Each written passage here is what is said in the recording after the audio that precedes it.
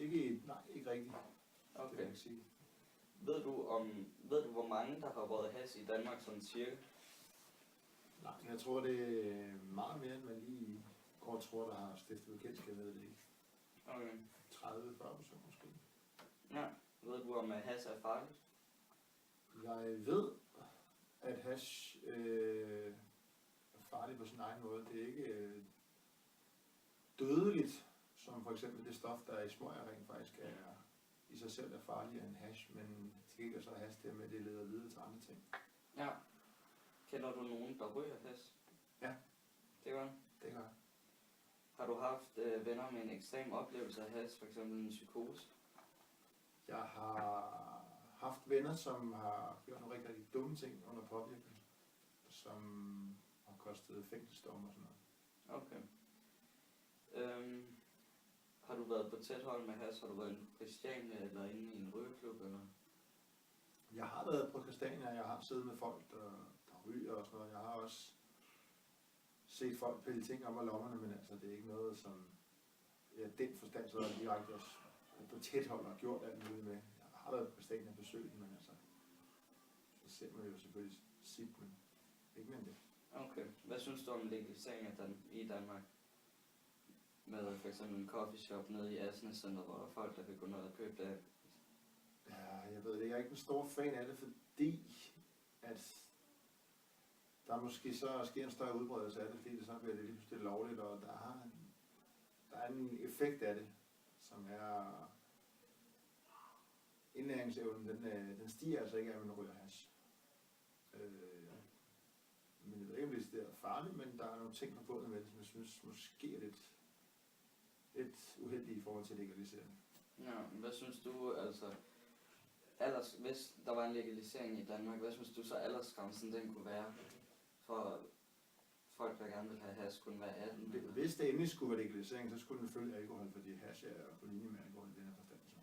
Ja. Det var mit, hvis det endelig skulle være, ikke? Okay.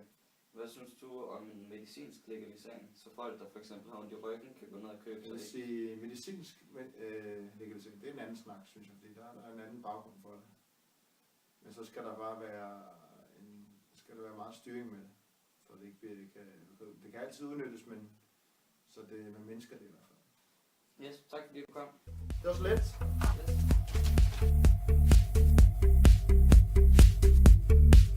Ved du, hvor mange der har røget hash i Danmark? Nej, men jeg vil gætte på måske mellem en fjerdedel og en tredjedel. Yes. Ved du, om hash er farligt? Jamen, det er der. Det er der jo lavet mange undersøgelser, som har vist, at hvis man er misbruger, så kan det også skade. Ja.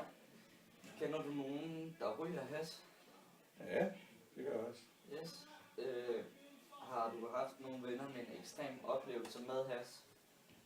Ja, jeg har en kammerat, som engang fik en psykose, efter han indtog temmelig meget. Han spiste det, så han vidste ikke, hvor meget han egentlig havde taget.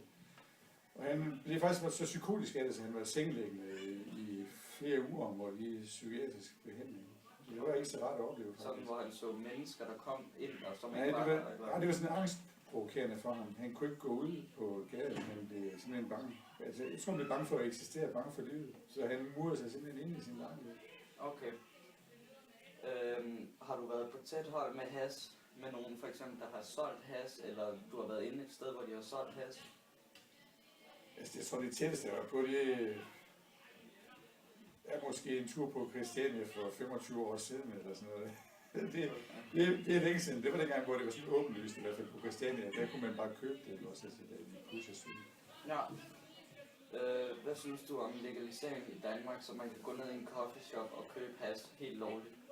Jamen, på en måde så sympatiserer jeg med den, fordi jeg anser det ikke for at være ret meget mere skadeligt end alkohol for så vidt. Men jeg kan også godt se, at man kunne også vente den om og så sige, hvorfor så ikke forbyde alkohol. Det kunne man jo også gøre, fordi der er jo mange skadevirkninger og følgeskadevirkninger af alkohol også. Altså vold og skilsmisse og familiekriser og jeg ved ikke hvad. Ja. Og sådan er det jo også lidt med hash, altså at når det bliver sådan brugt i stort omfang, så bliver det jo misbrugt.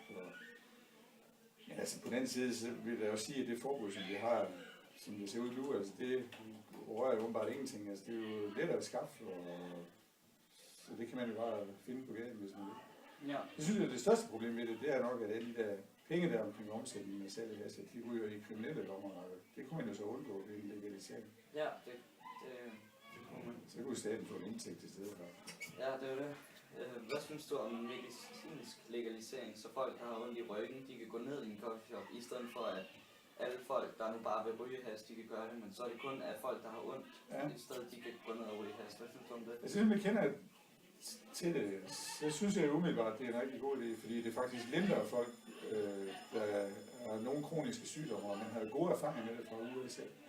Så det synes jeg nok, at man skulle overveje at gøre. Ja. Yes. Tak fordi du kom. Velkommen. Det var hyggeligt. Yes, tak.